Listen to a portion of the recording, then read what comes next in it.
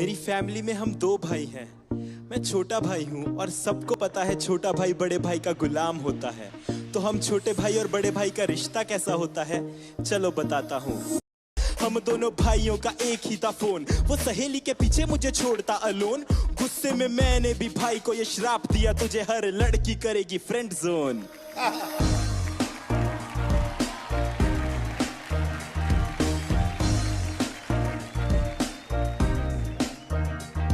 मेरी लाइफ की असली कमाई है वो मेरा दोस्त, मेरा गुरु, मेरा भाई है।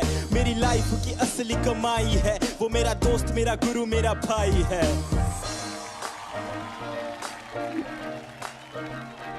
बड़ा भाई लगे बोझ जैसा था गुरूर, बोला प्लीज भगवान इसे भेजो दूर। वो 1 साल पहले विदेश गया, साथ में ले गया मेरे चेहरे का नूर। अब संभले ना मेरे जज्बात, भाई के बिना मस्ती भी लगे अब पाप। हर विश पूरी करे भले मुझे डांटता, बड़ा भाई ना वो दूसरा बाप।